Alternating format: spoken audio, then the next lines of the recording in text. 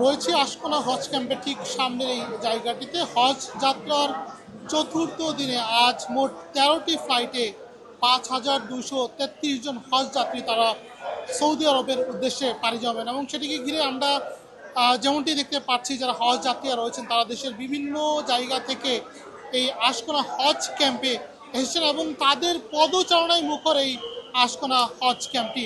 এবং কিছুক্ষণ আগে এই হজ ক্যাম্পের যিনি পরিচালক রয়েছেন লোকমান হোসেন, তার সাথে আমরা কথা বলেছি। তিনি আমাদেরকে যেমনটি জানিয়েছেন যে এবছর হজ যাত্রাকে ঘিরে তারা নানাবিধ পরিকল্পনা নিয়েছেন। এর মধ্যে তারা হাজিদের নানান সুবিধার্থে তারা নানা ধরনের পরিষেবার বিষয়টি কিন্তু তারা চালু করেছেন বলে আমাদেরকে জানিয়েছেন।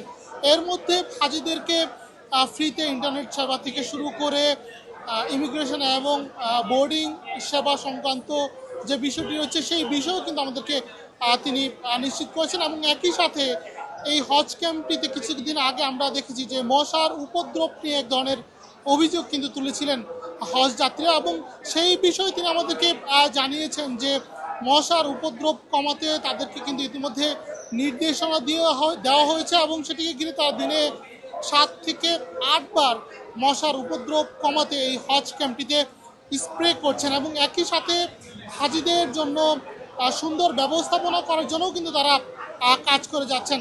এবং আজকে মোট ১৩টি ফ্লাইটে হজ যাত্রায় যারা হাজিরা রয়েছেন ৫,২৩৩ জন হাজি তারা সৌদির উদ্দেশ্যে পাড়ি জমাবেন। এর মধ্যে বাংলাদেশ বিমানের ৫টি ফ্লাইট, সৌদি এয়ারলাইন্সের ৪টি ফ্লাইট এবং ফাইন্যান্স এয়ারলাইন্সের মোট ৪টি ফ্লাইট, অর্থাৎ মোট ১৩টি ফ্লাইটে এই আশকোনা হজ ক্যাম্প থেকে তারা সৌদির উদ্দেশ্যে পাড়ি জমাবেন।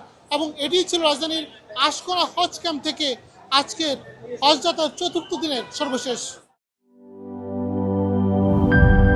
ইউরোপ, এশিয়া, আমেরিকা যেখানে যাই, বিশ্বের ১৪৫টি দেশে আজ ফ্রুটো পাই।